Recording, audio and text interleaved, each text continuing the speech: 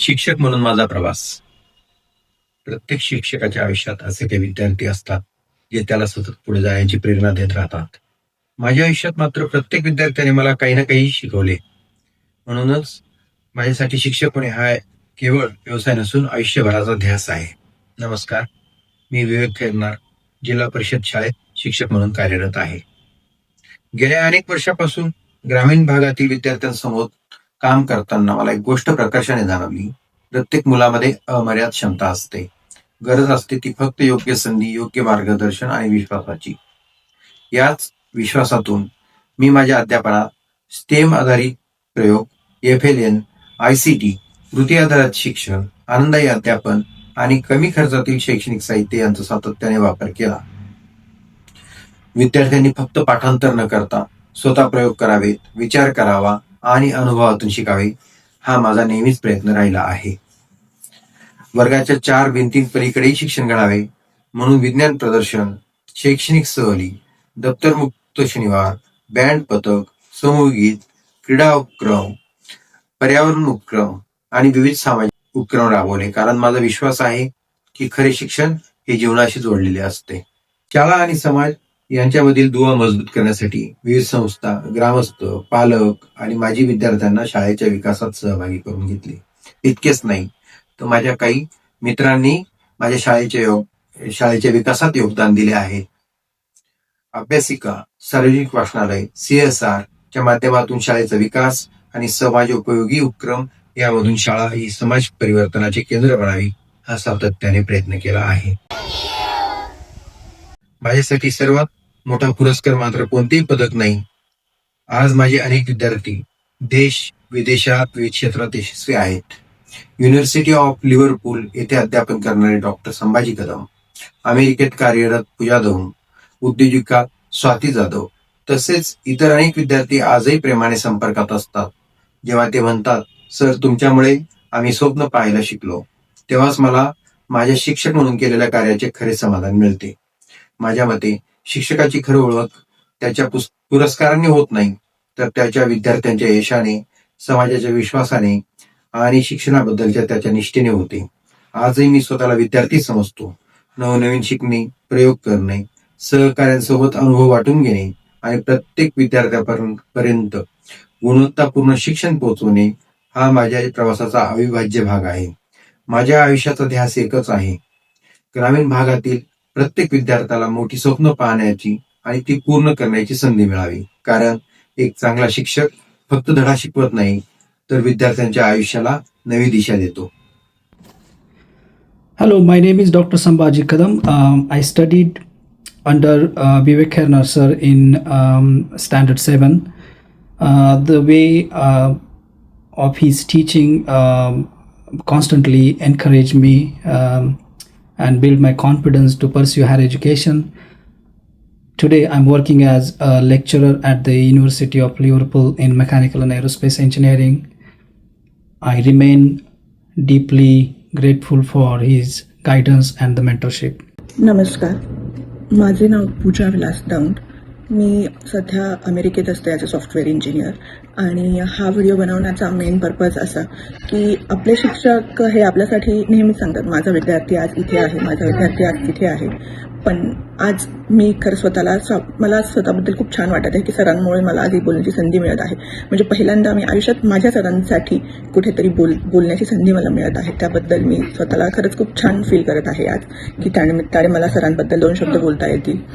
तर विवेक खैरनार सर हे मला साधारणतः 1996ला, म्हणजे जेव्हा मी पहिलीत असेल, 1996-97ची बॅच, माझ्या फर्स्ट स्टँडर्डला मला हे सर लाभले. सो त्यांचा सहवास मला पुढचे जवळजवळ 4 वर्ष लागले. एका छोट्या गावाला बिलॉंग करत असल्यामुळे गावी हार्डली 2-3 हजार लोकांची संख्या आणि त्याच्यामध्ये फक्त प्राथमिक शाळा होती, 1ली ते 4थी, आणि एकच वर्ग शिक्षक असायचे पूर्ण वर्गासाठी, आणि वर्गात जेमतेम 30 ते 40 विद्यार्थी. त्यामुळे सरांनी सगळ्यांनाच व्यवस्थितपणे सांभाळले. आणि कदाचित त्याच 1996मध्ये सरांना ह्याची माहिती होती की शिक्षणच खूप महत्त्वाचे आहे आयुष्यामध्ये. जर तुम्ही शिकलात तर प्रगती होणार हे सरांना त्याच वेळेस ठाऊक होतं. त्यामुळे सर खूप आवर्जून आम्हाला प्रत्येक गोष्ट शिकवायचे, समजून सांगायचे. इव्हन आजही मी जेव्हा माझ्या मुलांना गुणाकार, भागाकार, वजाबाकी, बेरीज शिकवते, त्यावेळेस मला रिअलाईज होतं की खरंच आपला पाया जर मजबूत असेल तर आयुष्यात आपण कुठेही काहीही करू शकतो.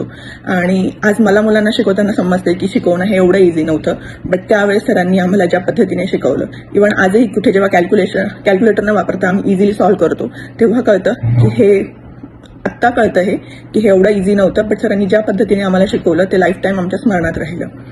खैरनार सरांसारखे सर लाभणे यासाठी मी स्वतःला खरंच एक नशीबवान समजते. कारण तुम्ही एका छोट्या गावातून येऊन पुढे तुम्हाला मोठ्या कॉलेजमध्ये जाणं, तिथे तुमची डिग्री अचीव्ह करणं ही छोटी गोष्ट नसते. बट असं म्हणतात ना, तुमचा पाया जर मजबूत असेल तर तुम्ही लाईफमध्ये काहीही अचीव्ह करू शकतात. आणि माझ्या आयुष्याचे हेच मेन 4 वर्ष होते जेव्हा सरांनी मला घडवलं असं मी म्हणेल. त्यानंतर माझं शिक्षण पुण्यात पूर्ण केले मी, राहिलेले 10वी पर्यंत तर मी गावीच होते. त्यानंतर मग माझे ग्रॅज्युएशन्स आणि मास्टर मी पुण्यात कंप्लीट केले आणि त्यानंतर मग मी पुण्यामध्ये कार्यरत होते काही वर्ष आणि आता सध्या मी अमेरिकेमध्ये आहे. पण माझ्या आयुष्यामध्ये आज जे काही मी आहे त्याचे सर्व क्रेडिट हे गुरूंनाच जाते.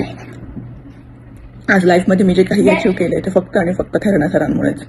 सरांचं पहिल्यापासूनच शिक्षण हे खूप महत्त्वाचे हे आम्हाला नेहमी समजावत होते.